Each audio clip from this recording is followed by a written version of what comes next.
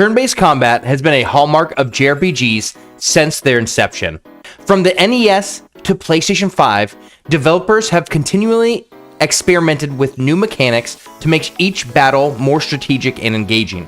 From simple menu commands and elemental weaknesses to complex turn economies and hybrid systems, the way players take turns has evolved drastically throughout the years. Before the flashy combos and cinematic finishers, turn-based combat in JRPGs was simple. Inspired by pen and paper RPGs like Dungeons & Dragons and early computer RPGs like Wizardry, the first Japanese role-playing game adopted a methodical, menu-based approach to battle. 1986's Dragon Quest, created by Yuji Horii, introduced millions of players to the joy of simple commands: attack, magic, item, run. In my opinion, the only things you need to make a JRPG amazing. Every move felt deliberate. It wasn't about speed, it was about thinking ahead. It was like a chess match in each battle. 1 year later, Final Fantasy added party-based combat, elemental magic, and job classes. Suddenly, strategy deepened. Should your white mage heal, or should your black mage go all in with a fire spell? That layer of decision-making became the DNA of this genre. Throughout the NES and SNES generations, JRPGs refined this model. Fantasy Star introduced sci-fi theming. Lufia 2 added puzzles and party synergy. Earthbound broke the fourth wall, but the combat systems largely followed turn-based traditions. Menus, elemental affinities, speed stats, and the occasional status effect. But then came the jump to 3D. When the PlayStation launched, so did a wave of reinvention. Turn-based combat was about to level up. In the late PS1 era, many games built on established conventions by adding team combos and dynamic attacks. For example, Chrono Cross, 1999, expanded on its predecessor systems by giving 2 or 3 characters the ability to perform powerful dual and triple techs. These combos allowed characters to chain their individual skills into one devastating attack, emphasizing party synergy. Similarly, The Legend of Dragoon introduced additions, a timed button press minigame basically that let you extend a single attack into multiple hits and greatly boost damage. We're getting a taste of that in the modern era now with Clair Obscur. Some mechanics made battles feel more interactive and skill-based, fitting the game's high fantasy action themes. Meanwhile, Square's Final Fantasy series had already pioneered the active time battle system by Final Fantasy IV. By the PS1 era, action time battles was well established. Character speed bars filled in real time, and actions occurred when those bars charged.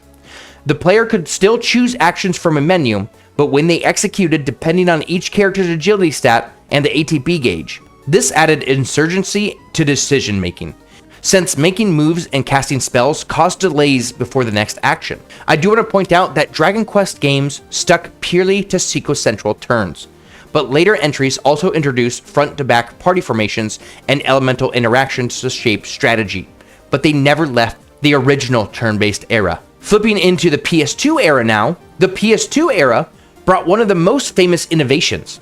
Shin Megami Tensei III Nocturne in 2003 introduced the press turn system. In this system, both the player party and the enemies have a number of turn icons, roughly equal to their members. Normally, any action consumes one icon. However, exploiting an enemy's elemental weakness or landing a critical hit converts a full icon into a half icon, effectively giving the party an extra bonus move. Conversely, missing or hitting an immune target can force the party to waste an entire icon, which is a huge deal in those games. Those games are harder than they look. As Nocturne's own interface text notes, both parties can gain and lose turns during battle. This rule meant clever players who learned enemies' weaknesses could rack up flurries of actions, while mistakes quickly ended their turn. The system rewarded knowledge and precision, making SMT battles tense and tactical. Around the same time, Atlus refined this idea for the Persona series. In Persona 3 and 4, hitting a weakness or knocking down an enemy triggered a one more, effectively an extra action for that character. You could chain multiple one mores in a row by continuously exploiting weaknesses, eventually knocking all foes down for an all-out attack. Persona 5 would later evolve this into baton pass, where landing one more lets you transfer your turn to another ally, creating stylish combo chains. In all these games, elemental weaknesses and knockout moves were central. Strategy revolved around matching attack types to enemy affinities to maximize turns and damage. This also carried over into the Persona 3 remake, I do want to add, and hopefully into this Persona 4 remake. Also, in the PS2, PS3 era, Falcom's Trails series used an action time battle gauge, where each action had a specific delay in AT units. The game calculates each character's action order by dividing these delays at their speed stat. For example, a normal attack might have a fixed delay of, let's say, 30 AT units, but speedy characters act faster. Crucially, certain skills can even manipulate the timeline. Commands like AT advance or accelerate reduce an ally's remaining delay to 0, letting them take an action immediately after the current character. This dynamic means turn order is fluid. Players can use low delay arts or gear to act again soon, or use delay inflicting moves, stronger moves, on foes to push their turns back. The result is a tactical chessboard where speed and skill choice determine who goes when. Moving to the PS4 era and handhelds, Bravely Default, which came out in 2012, introduced a clever risk-reward turn economy with its Brave or Default system. At the end of each turn, characters gain 1 Brave point. By default, this BP is banked, but you can turn or can you spend your BP to take extra actions immediately. Each action, spell, item normally costs 1 BP, and you can spend up to 3 BP in a turn for a total of 4 actions. In effect, you are borrowing future turns for a burst of moves. Alternatively, using default uses your turn to defend and store that extra BP, safeguarding your party and saving your actions. This creates a boom or bust tempo. You might unleash a fury of brave actions to defeat a boss quickly, but you could then also skip turns to save all your BP and save it in preparation for a large attack. As one guide puts it, the system lets characters use turns for the future to save up turns. It's like a tactical credit card. It gives battles a novel layer of strategy. Do you strike now at great risk, because you're going to leave yourself open with no BP for next turns? Or do you build up BP in hopes for a stronger attack later? We go 5 years into the future, Octopath Traveler 2018 came out, which built on break/boost mechanics. Every turn, each character gains 1 boost point, to a maximum of 5. Up to 3 BP can be spent at once to multiply the action's effect, boosting damage or number of hits. Enemies have shield points, representing an inflicted defense or weakness, but hitting the right elemental weakness shatters their shield, quote-unquote break, temporarily stunning them and doubling damage from future attacks. A good example is this. Every turn save up to 5 BP. Spend that BP to quickly break an enemy. Or alternatively, you can save your BP to maximize the power of your attacks against a broken enemy. So if you have a party of 3, one character may spend all their BP to break them, while another character saves their BP to inflict massive damage on the already broken enemy. Smart players also cover a range of elements.